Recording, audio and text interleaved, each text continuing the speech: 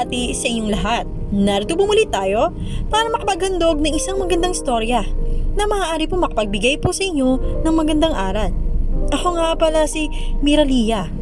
Ako ay nanggaling sa malayong probinsya ng Iloilo, bandang Capiz. Ako ay napapabilang sa isang mahirap na pamilya. Ang aking pamilya ay walang kakayahan na pag-aralin kami magkakapatid. Kung kaya't, bilang isang panganay, ay tinatak ko sa aking isipan na magsusumikap talaga ako ng todo para makaahon ako sa hirap at maging daan ako upang matulungan ko naman ang aking pamilya, lalo na ang aking mga kapatid na makapag-aral hanggang sa makatapos din sila sa kolehiyo. Ahawa ng Diyos, dahil dinaglay ko ang isang yaman na hindi mananakaw, nalaman ako pa sa aking pinaka-intelihenteng ama at iyon ang aking ginamit para makakuha ko ng scholarship sa high school, para makapagpatuloy naman ako sa aking pag-aaral. Ang aking ama, kahit siya ang pinakamatalino, ay masyadong mababa naman ang kumpiyansa niya sa kanyang sarili. Kung kaya't, hindi nito natugunan o nagamit man lang na mayawan niya ang kanyang sarili mula sa kahirapan. Isang araw, may hindi inaasahang magandang opportunity ang biglang dumating sa buhay ko na makakapagpabago sa journey ko. Nang maglunsad muli ng isang scholarship para makapag-aral sa isang sikat na Universidad ng Santo Tomas sa Kamaynilaan, ang aking eskwelahan sa high school.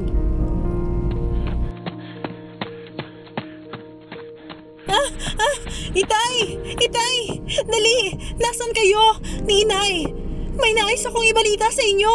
Di ako na matutuwa kayo! Dali! Nasaan na kayo, Inay? Itay ko! Oh, anak! Abay, sobra kang atang hingal-hingal dyan ha. Dahan-dahan ka nga sa pagtakbo. Buti hindi ka nadapa sa naging pagtakbo mo kanina. Hays? Okay lang yun, Itay, no? Ito na nga po. Alam niyo po ba? May mga taga Maynila na bumisita sa school namin. Kanina lang po. Guess what po? Grabe. Nag-offer po sila ng scholarship, Itay. Ito na talaga. Ito na po, Itay. Tutupad sa mga pangarap ko para makapag-aral sa Manila. Ha? Naku anak, sigurado ka na ba? Kaya mong malayo sa amin ng pamilya mo? Masyadong malayo roon. Dagat ang pagitan. At panigurado ako, kung bigla mo na lang naisip na bumalik dito hindi ka kagad makakabalik. Mahal ang bumasahe pabalik, anak. Ha? Teka lang. Sandali lang. Ano ba pinag-uusapan niyo? Anak! Paparoon ka sa Manila para makapag-aral doon? At saka, anak, makaka-homesick ka doon. Singit naman bigla ng aking inang dumating. Nakagagaling lamang nito sa kanyang paglalako ng iba't ibang mga gulay at kung ano-ano mga kakanin sa kalye. Oho, Inay at Itay, kailangan talaga magsakripisyo para sa pangarap, di ba? Kaya yung nagsabi niya sa akin, sabi niyo, kailangan tayong mangarap para hindi kami matulad sa naging buhay natin ngayon. Alam niyo naman po yung hindi ba? Kung hindi ito natin gagawin, wala. Matutulad lang talaga kami na ganito lang ang buhay natin. Hindi tayo makakaahon ng tuluyan sa kahirapan. Yun ba yung gusto niyo mangyari sa atin? Sa buo ninyong mga anak? Okay, sige anak. Kung ano talaga ang gusto mo, di na lang susundin natin. Tama naman yung sinabi mo. Hindi naman talaga ang gusto namin ng Itay mo. O sige, susuportahan ka na lang namin ng ama mo. Mag-ingat ka na lang dun sa Manila, anak ha. Ano mo naman, masyadong wala akong lugar doon. Maraming tukso.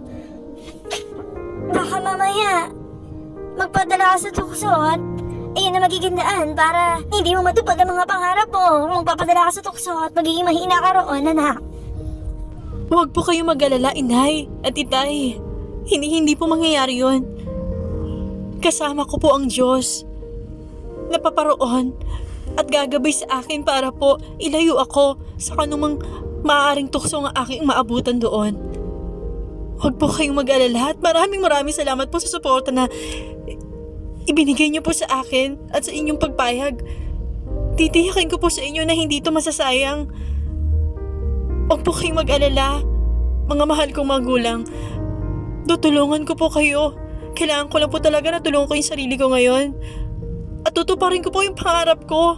Na matagal ko na sinasabi sa inyo na tutulungan ko rin mga kapatid ko para makapag-aral din sila sa kolehiyo. Huwag kayong mag-alala. Ako po ang tutupad sa mga pangarap ninyo noon na hindi po natupad. Masayang-masaya po ako ngayon. Bandang huli, sobrang maligaya ang puso ko dahil nakakuha ko ng buo ang suporta ng mga magulang ko. Ito na, dumating na ang araw ng aking pinakihintay. Ang entrance exam para sa scholarship na ino-offer ng Universidad ng Santo Tomas sa aming eskwelahan. Grabe, sobrang nakakakaba talaga. Dahil mahigit 20 lang ng mga estudyante ang kukunin ng school na yon. Grabe. Daan-daan kami na narito ngayon na malakas sa loob na sumubok para sa isang minsan na lang na opportunity na dumating sa buhay namin. Grabe talaga, kinakabahan talaga ako. Kung kakayanin ko ba? Makakapasa ba ako? Matutupad ko ba yung pangarap ko na makarating ng Manila para makapag-aral sa Universidad ng Santo Tomas? Para sa pag-abot ng aking mga pangarap, hindi lamang para sa sarili ko, kundi para sa aking pamilya. Grabe. Labis-labis talaga ang aking kaba. At labis-labis ang aking pagdarasal mula nung araw na nalaman ko na in-announce sa aming school ang gaganapin na exam para mabigyan kami ng pagkakataong mga mahihirap na makapag-aral sa eskwelahan na yon. Grabe. Para pakiramdam ko tuloy sa mga pagkakataon na ito na kailangan kong lumusot sa isang butas ng karayong. Mahal na talaga si God. This is it na. Kung para talaga sa akin ito, itataas ko na lamang ito lahat sa Kanya. Ikaw na bahala sa akin, mahal na Panginoon. Yun na nga, natapos na nga buong araw na yon sa entrance exam na ginawa para makapasok sa Universidad ng Santo Tomas. Kailangan pa namin maghintay ng 3 araw para i-announce kung sino-sino yung mga nakapasa. Mga mapapalad na nakapasa para sa magandang opportunity na dumating.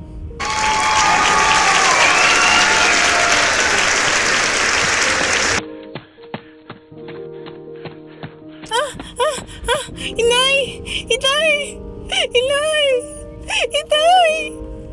Sa wakas! Inay, nakapasok ako! Nakapasa ako sa exam! Maraming salamat, Panginoon! Inay, nasa na kayo? Magandang balita ang aking hatid! Ito na ang daan! Tinupad na! Inay! Oh, anak! Congratulations! Nakapasa ka!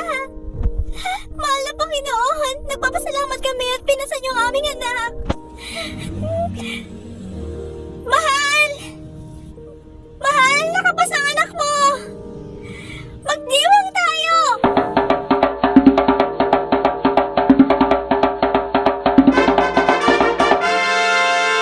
Bago ang aking paglisan sa aming tahanan sa aming probinsya, ay sabay-sabay muna kaming kumain sa labas sa isang simpleng restaurant ng aking buong pamilya para sa isang pagpapasalamat na naganap na maaaring magpabago sa aking buhay na magiging kasagutan para sa magiging daan sa pag-abot ko sa aking mga pangarap.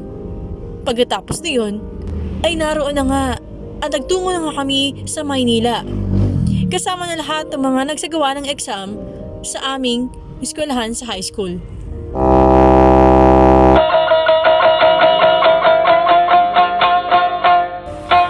Pagkatapos ng aking graduation, ay daladala ko sa aking pagpunta sa Kamaynilaan ang isang malaking pag-asa para sa pagtupad sa pangarap ko.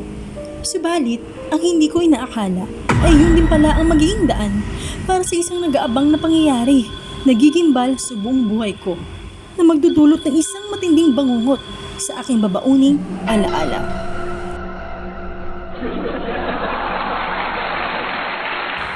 Wow! Hanep! Ang ganda talaga ng Maynila! Wow! Ang lalaking mga building! Teka lang, ito na ba ang papasukin naming eskwelahan? Ang lawak at ang laki pala rito. Parang isang syudad. Sigurado ba ako sa sarili ko na hindi ako mawawala rito? Narito na po tayo sa ating destinasyon. Alright, students. Pila-pila lang po tayo ng maayos, ha? Oh my God. At maganda na po kayo sa ating pagbaba sa bus na to. Iwasan na mga magtulakan. Saka nating iikutin ang ng area hanggang sa makarating tayo sa inyong dormitory. Madiwa na ba yon? Yes, Mom! Wow! Really? This is it? Habang bumababa kami sa bus, ay hindi ko pa rin maiwasan na ma-amaze sa sobrang ganda ng lugar na nakikita ng aking mga mata. Hindi ko na malayan na napag-iiwanan na pala ako hanggang sa may isang babaeng biglang bumangga sa akin na kinaresulta ng pagkadaba ko sa daan. Aray ko! Ikaw kasi, Mish. Sobrang bagal mo kasi maglakad. Tigilan mo na nga yung mag-aaksal bundok. No? Dahil nasa Maynila na tayo. Diyan ka na nga. Lalampal-lampa kasi. Yan tuloy, nangyari sa'yo. Miss. Teka lang. Okay ka lang ba? Sandali lang, tutulungan kita sa pagtayo. Ay, nako. Salamat ah. Oh, masakit na yung tuhod mo. Grabe naman kang kamalitahan na babae mo. Naku, okay lang yun. Walang pakundaw Okay na lang tinula yun. ka. Promise. Alam mo, Miss, nagigigil talaga ako. Pasensya ka na. Kasi naahawa ko sa ginawa Sa niya tingin sa'yo. ko, okay lang. Hayaan na natin. Alam mo, focus sa'yo. Susugurin ko talaga yun at sasabunutan ko yun para makita niya kung ano yung nahanap niya. Ha? Sa tingin ko, hayaan na natin. Kasi special ang araw na to. Dapat, ang memory na babaunin natin ay masaya. Lalo na, first time ko na pumunta sa ganitong lugar. Sa palagi ko lang naman yon. Wow naman. Ang bait-bait mo naman, Miss. By the way, ako nga pala si Tansenya. Don't worry. Magmula ngayon, may friend ka na. Kasi wala akong kakilala rito eh. Ha? Naku naman. Nice to meet you, Tansenya. Ako naman si Miralia. Ang saya naman. Kakasampa lang natin sa bagong lugar na to. At eto ko, may nakita kagad ako na bagong kaibigan. Ang swerte naman ng araw na to. I'm happy rin. Dahil sa wakas, may friend na rin ako. Don't worry talaga. Kapag may mang bully dyan, tawagin mo lang ako. At hindi ko sila uurungan, promise. Pasensya ka na. Yun naman kasi ang kaibahan ko sa'yo. Kasi medyo matapang kasi ako eh. Medyo palaban. Slight lang.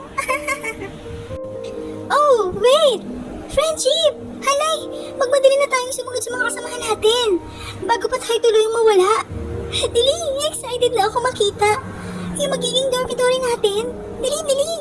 Ha? Oo nga pala. Sige friend, tara na.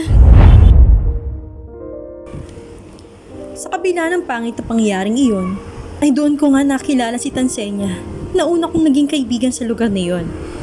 Katulad ko rin, ay nanggaling siya sa Iloilo na nakasabay namin sa pagtungo sa eskwelahan na iyon. Subalit, siya ay nagmula sa Rojas at ako naman ay sa Capiz. Magkaibang bus din ang aming sinakyan at magkaibang school din ang aming pinagmulan. Sa tinagal-tagal na panahon ay naging matalik kaming magkaibigan. Subalit, may isang ungos ang sumubok sa aming pagkakaibigan na naging daan para matuklasan ko ang tinatagong lihim ng tinuring ko na kaibigan. Hala, friendship, dali! Dali, samahan mo naman ako. Kasilipin yung ultimate crush ko. Dali, tama na muna yung paggawa mo ng assignments natin. Ha? Teka lang, saglit lang. Saglit na lang talaga ito. Friendship, unti-unti na la. Kasi alam mo naman ipapasa na natin ito, hindi ba mamayang alas 3? Di ba may defense tayong gagawin sa thesis natin? Oo, alam ko yun. Kaso kasi, nais ko lang talaga siyang masilayan. Kasi balita ko, narito rin siya sa loob ng library natin eh. Naroon ata siya sa likod ng malaking stante ng mga libro na yun. Wala lang. Baka nag-iisa lang siya. Alam mo na, nais ko lang na magkaroon ng chance na makalapit at makausap siya. Sino ba? Si ano? Si crush nga, di ba? Sino ngang crush? Hindi mo naman sinasabi ang name niya eh. Malay ko ba kung sino yan? Ha? Hindi ko pa kasi napagtanong yung pangalan niya eh. Hayaan mo mamaya, sa kabilang classroom, ipagtatanong ko talaga yung name niya. Kasi nais ko talaga siya makilala. Ano? Nasamahan mo ba akong silipin siya? Kahit saglit lang, friendship? Sige na, please! Please! Guys, Grabe na talaga kapag tinamaan ni Cupido. Okay, okay. Sige na nga. Tara na. Nagtungo na nga kami ni Tansenya sa kabilang area ng library kung saan nakatambay ang ultimate crush nito. Subalit, pagkarating namin ay naabutan na lang namin ang lalaki na palakad na palabas ng nasabing library. Likod lamang ang aking nakita, ni walang chance na masilayan ko ang kanyang mukha. Ay, nakakalungkot naman friendship, sayang. Paalis na siya, oh. Ganon talaga, siguro. It is not the right time pa para magkaharap kayo in person. Ika nga, di ba? Sa kasabihan, oh, paano ba yan? Maaari na ba tayong bumalik sa pwesto natin? Hala, sige na nga. At tapusin na natin yung ginagawa natin. Ay, nawala tuloy yung inspirasyon ko rito sa loob ng library. Pagkalipas ng ilang araw, isang gabi ay hindi ko maintindihan ang aking sarili kung bakit para atang nakaramdam ako ng sobrang kalungkutan. Pakiramdam ko ay gusto ko lamang na mapag-isa. Kung kaya't lumabas muna ako saglit sa aming dormitory at nagtungo ako sa isang building na malapit doon na isang cafe.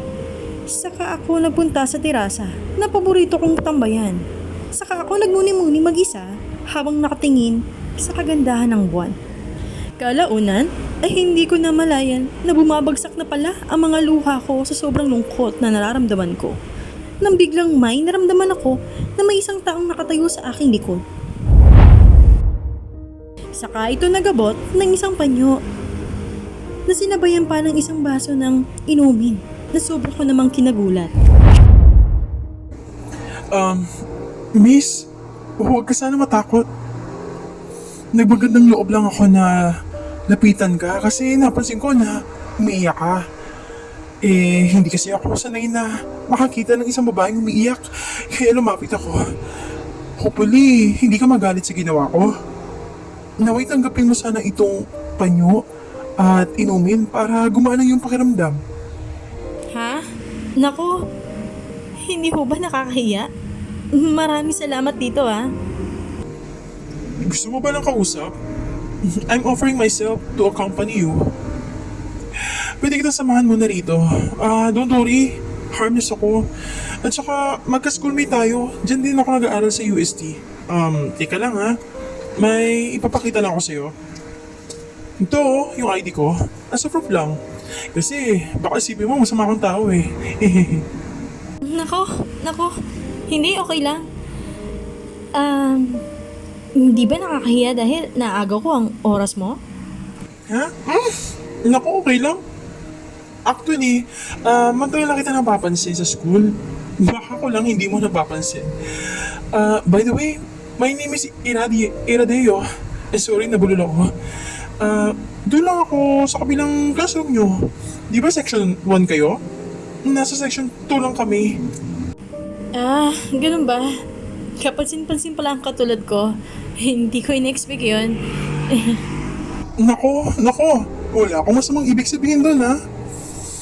Alam ko kasi, hindi ba? Editorial-in-chief ka sa limbaga ng dyaryo ng school natin.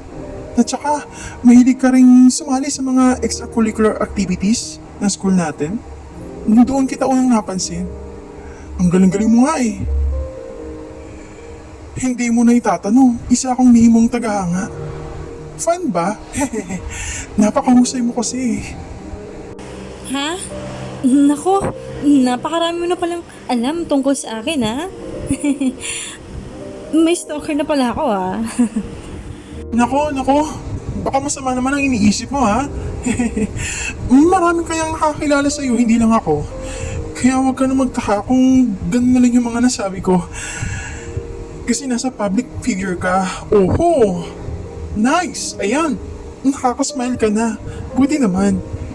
Mas maganda kang tingnan kapag nakasmile ka. Mas lumalabas ang iyong kagandahan. Really?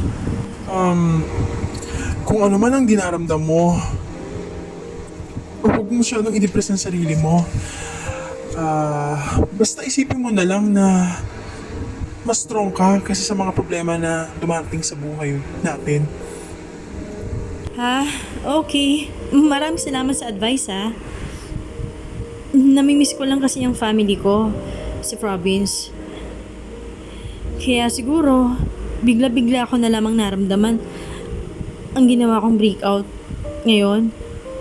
Kasi matagal na akong hindi nakakauwi sa amin eh. Masyado akong focus sa study ko rito sa Manila. Yun lang naman.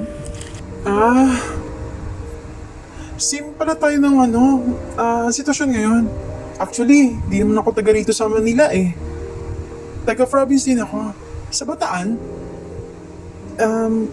matagal-tagal din akong hindi pa na rin nakakauwi roon. Mga months na rin. Siyempre, alam mo naman yung hectic ng ginagawa natin dito sa school. Kaya minsan kailangan talaga magtiis. Natagpuan ko na lang ang aking sarili na nakagaanan ko ng makipagkwentuhan sa isang estanghero na bigla na lamang lumapit sa akin sa mga oras na yon.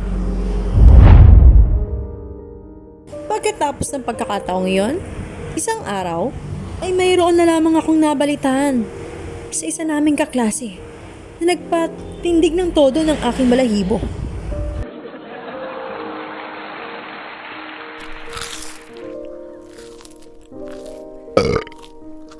Uy, mga kamarites ko! May latest chika ako sa inyo. Grabe, magugulat talaga kayo. Mainit na init ang balita pa to, no? Ay, nako. Dami mo naman sinasabi. Sabihin mo na kaya. Naiinip na kami. Okay, sige, ito na nga. Kilala niyo ba yung classmate natin si Nora? Eh, di ba? Sobrang crush na crush ka nun si Erodeo. Yung estudyante na nandyan lang sa kabilang classroom natin, hindi ba? Yung magaling na estudyante sa kabila. Grabe. Pagkatapos, napag-alaman ko na lang na ngayon hindi na siya nakapasok. Kasi ang dami na tumubo sa balat niya. Grabe. Kaya, nung nalaman ko may sakit siya, eh syempre, isa rin siya sa mga kabarkada natin, hindi ba? Ngayon, dinalaw ko siya doon sa bahay nila. No. Grabe, nakakaawa talaga yung kalagayan niya. Ha? Talaga ba? Bakit daw? Saan niya raw yun nakuha? Ang kwento niya kasi, bago daw siya tubuhan ng kung ano man sa kanyang balat, eh wala naman siyang nararamdaman. Tapos ilang gabi daw siyang hindi makatulog, parati daw siyang binabangungot. Yung mga panaginip niya daw, hindi niya maintindihan bakit puro nakakatakot. Pagkatapos, may paisa-isa daw na tumutubong na sa balat niya, na nagsimula daw muna sa tigyawan. Tapos ayun, bigla na lang siya dumarami. Kumakalat na raw sa buong katawan niya. Ilang beses na raw siya nung pa-check up, pero para ata daw na hindi siya gumagaling dun sa mga binibigay ni reseta ng gamot ng doktor niya. Grabe, nakakaawa naman yun. Baka naman may nakain naman siya. Kaya yun nangyari sa kanya. Naku, wala naman daw. Pero kung makikita mo, yung mga putik-putik sa katawan niya, grabe, mukha siyang syphilis. Eh, ang sabi niya, wala naman daw siyang nakahulubilo na mga may sakit sa balat. Bago nangyari yun sa kanya, wala naman daw ganong history sa pamilya niya. Nandoon, nakarate siya sa higaan. Kawawa nga siya eh. Parati siyang nagkakaroon ng apoy ng lagnat. Kaya ayun, pagkatapos nun, nagdesisyon na yung nanay niya na imbis sa doktor magpatuloy na magpagamot sa albularyo sila lumapit. Grabe, yung revelation. Alam niya ba? Dali, kwento mo na. Nakakasuspense naman yung kwento mo. Ayon sa kanya, ang sabi daw ng albularyo na tumingin sa kanya, isang barang daw ang ginawa sa kanya. Grabe, mas malala pa raw sa kulang. Pagkatapos, ang nakita raw noon, estudyante raw na nag-aaral din dito sa ating eskwelahan yung gumawa nun sa kanya. Labis daw inggit at galit yung pinagmulan. Kaya daw binaharang siya dahil daw sa isang lalaki. Ay, legit ba yan? Grabe naman yung gumawa nun. Para siyang baliw at walang puso. Grabe talaga, nakakatakot sa panahon ngayon. May mga mambabarang na pala dito sa eskwelahan natin. Kaya kayo, mag-iingat kayo sa mga ilang kaibigan ninyo ha. Baka mamaya kayo naman ang mabalitaan ko na matulad dun sa nangyari kay Nora. Sandali nga lang. Ano namang kinalaman ni Erideo doon? Bakit nadamay siya? Hindi ka ba nakikinig doon sa kwento ko? Grabe ka naman Diba, ang sabi niya ng albularyo, kaya nga daw binarang si Nora dahil sa isang lalaki. Sino nga ba ang pinaka-ultimate crush dito ni Nora? Si Iridayo lang naman yun, hindi ba? Sobrang daldal kasi nun. Halos wala lang sikreto ang natatapo sa kanya. Kaya alam ko. Hindi ko naiwasan na mapakinggan lahat ng mga naging usapan ng aking mga kaklase isang umaga. Habang ako ay kumakain noon sa loob ng isang cafeteria. Alas 9 pa magsisimula ang unang klase ko, kung kaya't naisipan ko na kumain muna noon. Sa kabilang banda, sila ay nag-uumpukan na magkakasama sa kabilang lamesa na mahaba. Kung kaya't hindi ko naiwasan na mapakinggan lahat ng kanilang mga napag-usapan. Pagkatapos ng buong araw na iyon, ay hindi mawala sa isipan ko ang mga napakinggan ko nang hindi sadya mula sa aking mga tsismosang kaklase. Bukod pa roon, parang kulang ang araw ko dahil hindi ko napansin na pumasok sa klase si Tansenya. Kung kaya't nagdesisyon ako na maaga umuwi sa aming dormitoryo. Inaakala ko na matatagpuan ko siya roon. Subalit, ang tanging naabutan ko na lamang doon ay isang sulat na nakapatong sa kanyang unan. Nabanggit niya na umuwi muna raw siya sa kanyang probinsya at mahigit 1 linggo pa siya roon lalagi bago babalik sa aming eskwelahan. Sakto, malapit na rin ang bakasyon. Kung kaya't hindi pa natatapos ang buong linggo, bago pa makabalik si Tansenya ay naisipan ko naman na umuwi na rin sa aming probinsya at sorpresahin siya sa kanyang tahanan. Nang nakauwi na nga ako sa aming probinsya, ay pasurpresa ko siyang binisita kung saan siya nakatira. Doon ko na lamang napagtanto na katulad ng pamumuhay namin ay mahirap lang din sila dahil halos barong-barong din ang klase ng tahanan na naabutan ko sa gitna ng isang kagubatan. Nang nakapasok ako sa kanilang munting tahanan ay halos walang katao-tao ang natagpuan ko roon. Hindi ko maintindihan ang aking sarili, pero biglang binalot ng mantining takot ang buong katawan ko. Halos tumindig ang buong balahibo ko habang naglalakad ako sa bakuran nila, Tansenya. Nang biglang may narinig ako na para bang may umuusok na lumalabas sa isang bintana at parang may nagdarasal ng isang nakakatakot na ritual. Araw ng Martes noon at bandang alas 3 pa ng hapon ako nakarating sa bahay nila. Bigla parang nahipnotismo akong lumapit, parang todo, sa bintana na iyon. Upang silipin kung anong nagaganap sa loob. Saka nga nakita sa loob si Tansenya na nagsasagawa ng isang ritual. Habang may hawak-hawak siya na isang manika. Sobrang creepy at dilim ng kwarto na kinaroroonan niya. Natili ako na si Tansenya iyon. Dahil may mga kandilang bukas sa loob ng kwartong yun. Marami rin akong napansin na mga nakasabit akong ano-ano na nakakatakot na kagamitan sa kwartong iyon. Hanggang sa bigla na lamang may sumita sa akin. Nang biglang tinawag ng isang matandang babae, ang pansin ko na kinaresulta ng pagkalingon ko sa aking likod. Alay! Sino ka, iha? Bakit ka papunta riyan?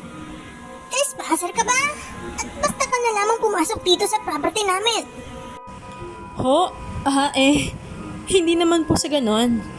Nung dumating po kasi ako, wala akong natagpuan na tao sa loob.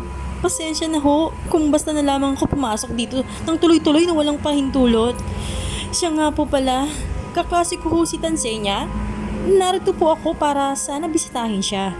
Akala ko dito ang daan papasok sa bahay nyo. Kasi mukha po atang may nagluluto.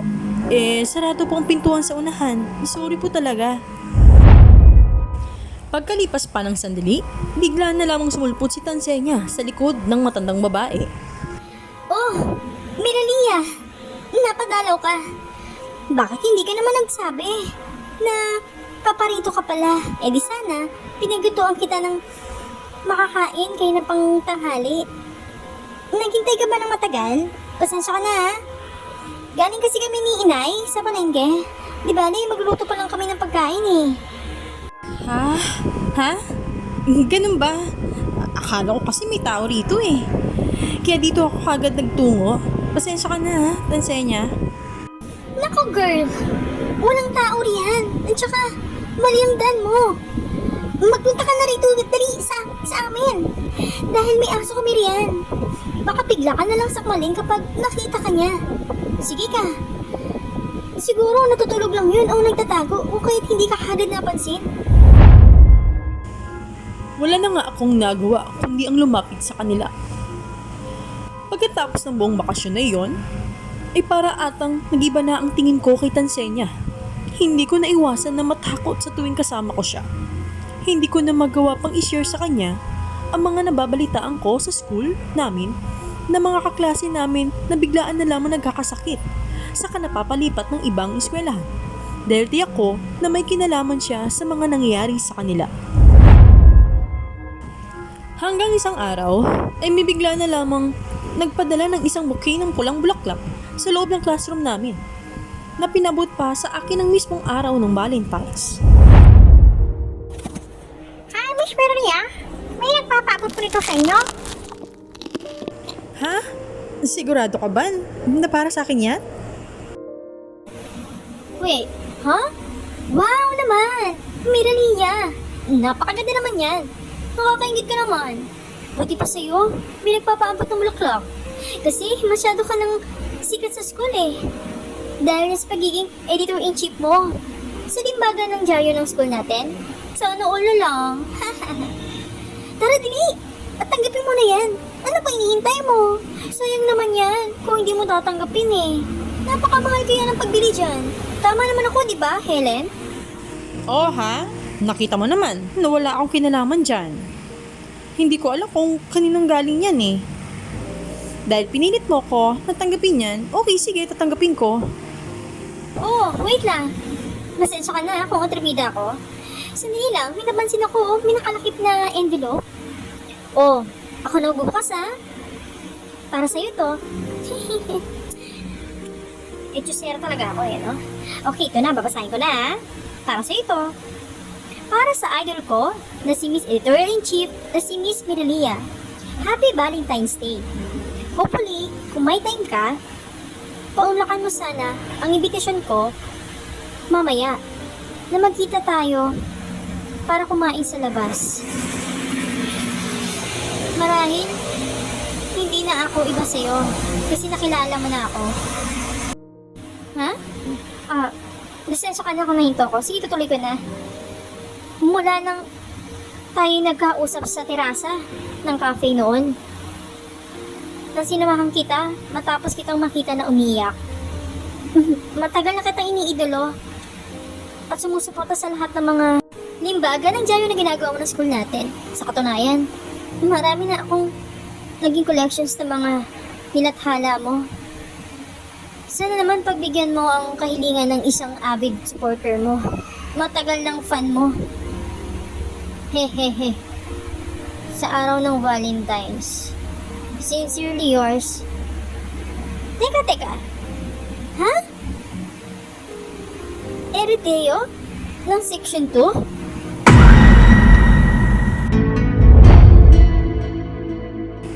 Hindi ko maintindihan, pero biglang rumagasa ang matinding takot sa dibdib ko.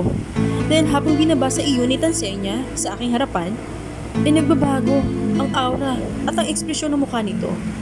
Hanggang sa patagal ng patagal na nagsasalita siya, ay purong galit na ang nakikita ko sa kanyang mga mata.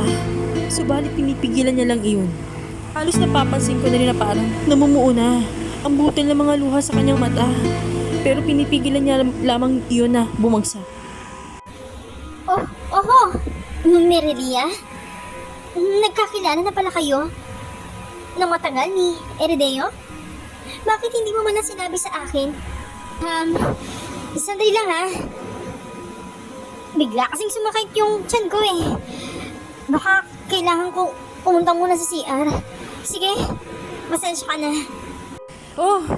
Wait lang. Tansenya. Ngayon pala sinasabi ko na sa'yo ha. Na mali ang iniisip mo tungkol sa akin. Wala akong gusto sa kanya. Kung yan ang iniisip mo, hindi ko rin siya gusto. At hindi ko gusto yung pinadala niya na bulaklak. Sa akin ngayon. Pero sinungaling ka pa rin sa akin. Hindi mo sinabi sa akin na nagkakilala na kayo noon pa. Alam mo naman na ultimate crush ko si Erideo, hindi ba? Alam mo yun. Sandali nga lang, bakit nga ba ako nagpapaliwanag ng sarili ko? Walang kwenta itong ginagawa ko. Please, Tansenya. Huwag ka namang magalit sa akin, please!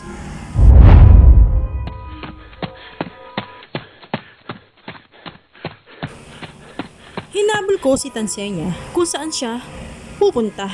Hanggang sa nakaabot na nga kami sa labasan dahil napakabilis niyang maglakad. Tansenya, please! Maniwala ka naman sa akin. Maniwala ka!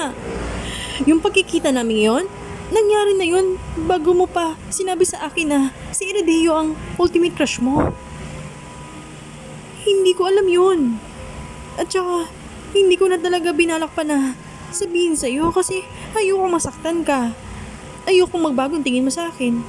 Ayoko magalit ka sa akin. Sana naiintindihan mo naman ako. Okay, sige. Ganito na lang. Para makabawi ako sa'yo. Hindi ba? Nabanggit mo naman sa sulat. Binasa mo yan kanina. Na nagyayaya siya ng date mamaya. Okay, sige. Ikaw na lang yung pumunta. Para magkasarilan kayo. Yun yung pambawi ko sa'yo. Please, huwag ka lang magalit sa akin. Pagkatapos ng pangyayaring iyon, ay sinunod nga ni Tansenya ang sinabi ko sa kanya.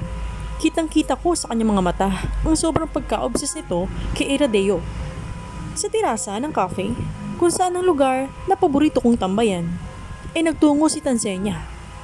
Lingid sa kanyang kaalaman, ay palihim akong nagmamasid sa kanila mula sa malayong lugar para ma-monitor ko kung epektibo nga ba ang setup na ginawa ko.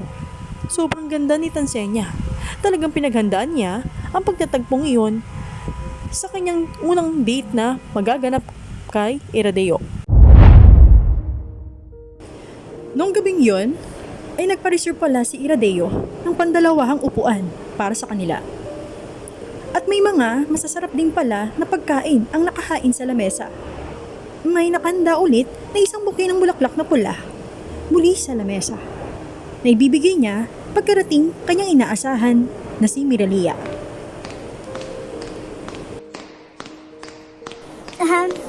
Good evening, Irideo. Oh, miss? Do I know you?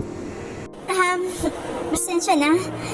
Pinapunta pala ako rito ni Miralia. Kasi hindi siya makakapunta eh. Oh, really? Bakit daw? Kung okay lang yung tanong yon? Kasi ang sabi niya, may importante raw siyang lalakarin ngayon na dapat niyang puntahan. Kaya, ayun. Sabi pa nga niya, para raw hindi masayang ang sinetup mo. Ako na lang yung pinapunta niya rito. By the way, best friend pala niya ako. My name is Tansenya.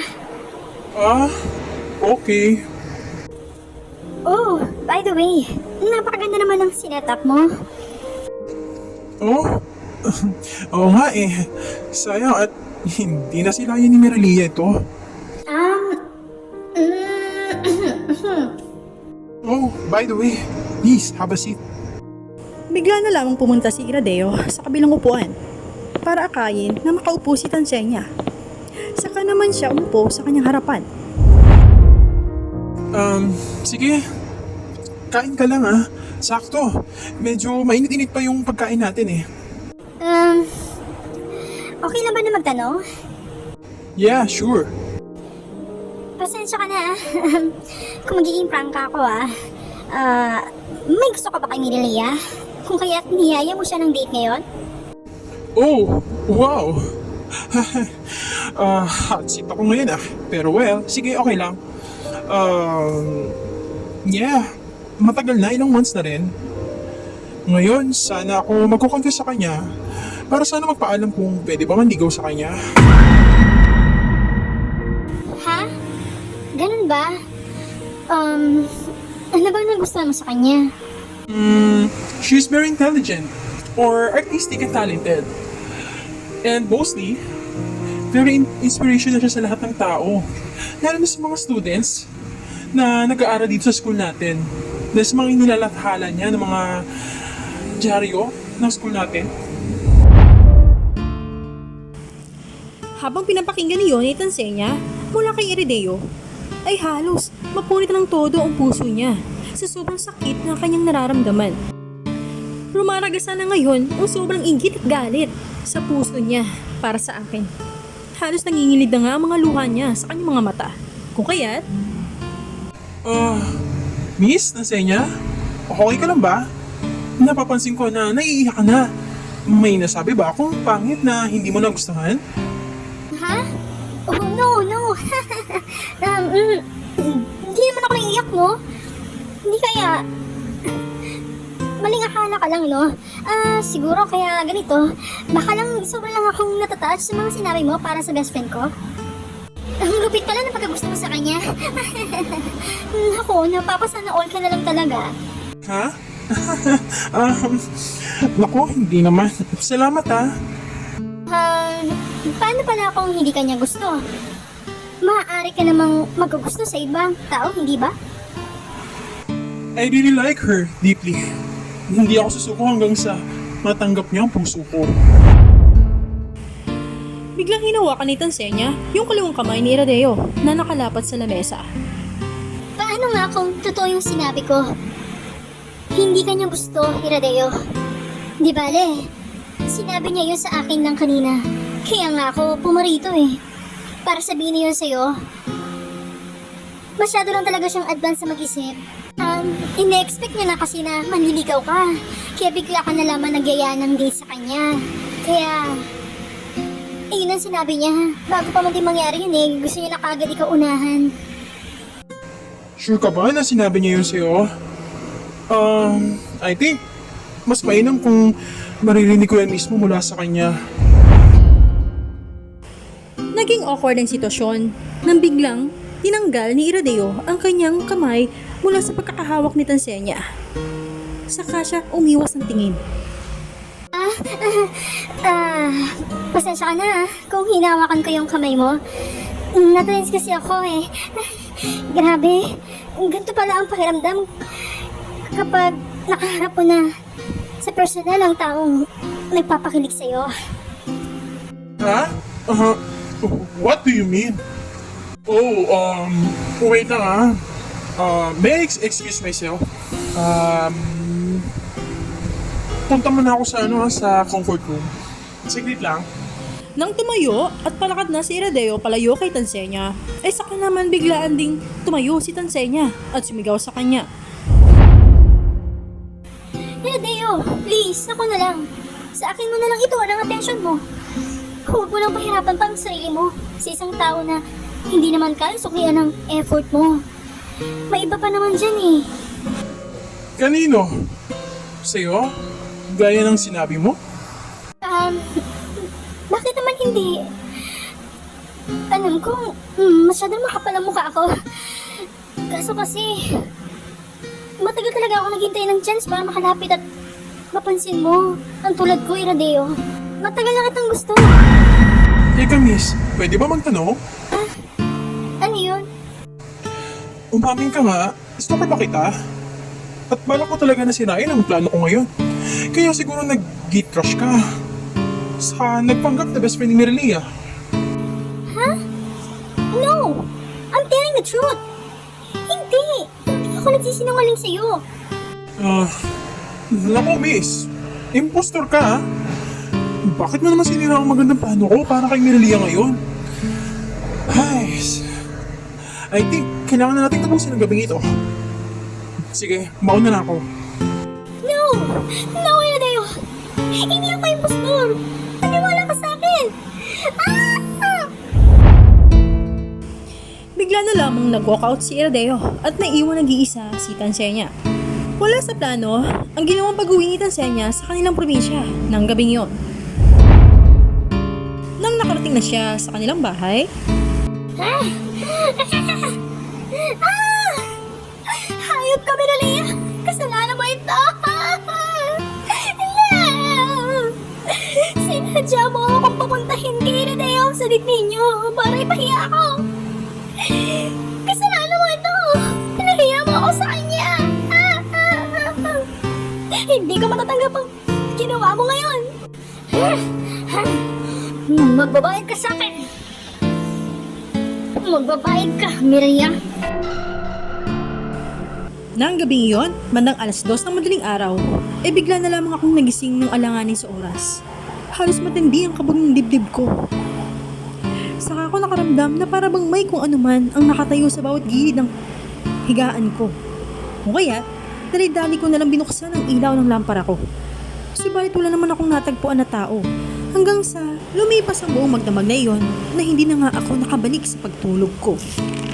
Dahil doon, ay parang tuloy akong bangag sa klase namin at wala sa sariling konsentrasyon.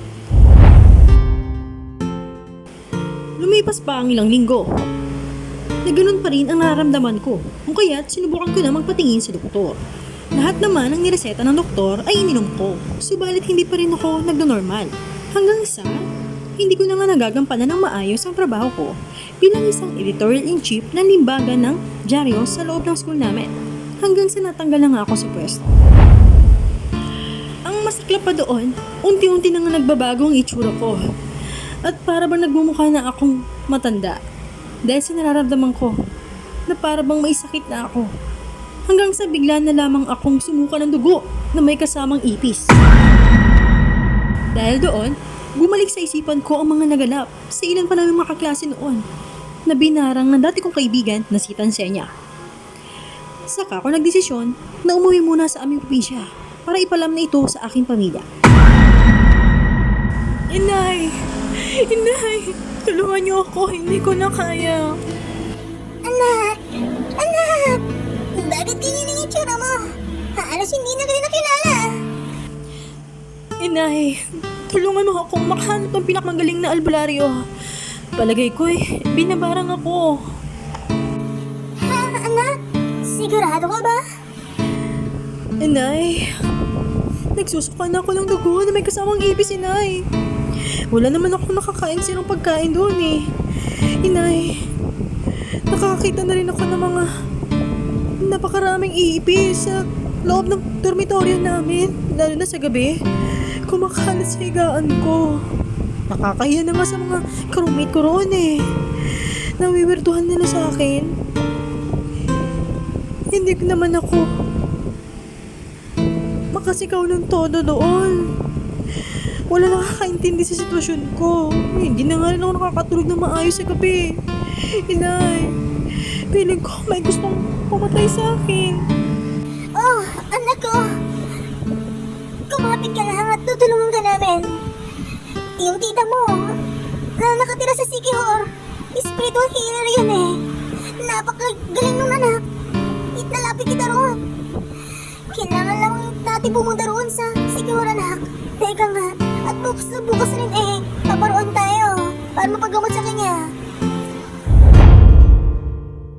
Kinabukasan ay pumaroon na nga kami sa Sikihor para sadyain ang pisa ng inay ko na kilalang pinakamagaling na spiritual healer sa lugar na iyon.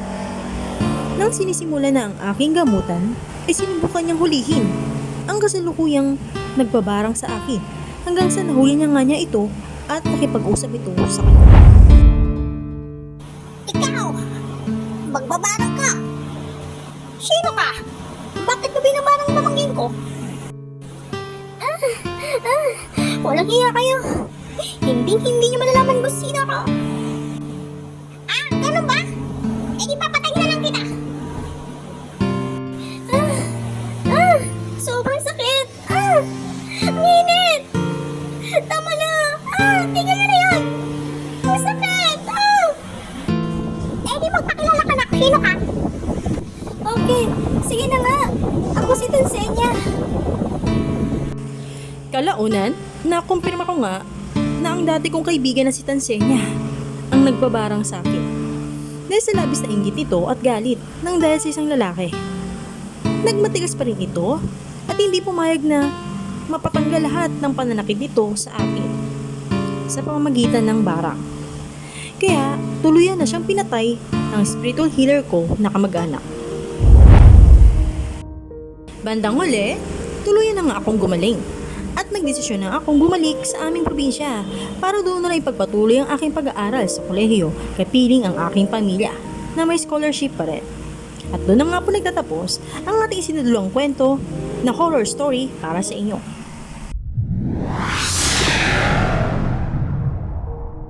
Hi po! Nagustuhan niyo po ba ang ating isinadulang kwento ng horror story na ginawa natin para sa inyo? Kung kayo po ay nag-enjoy, maaari po kayo mag-subscribe mag-like at mag-comment sa aking YouTube channel para po makasunod pa kayo sa mga susunod pa nating ipopost. Have a good day po!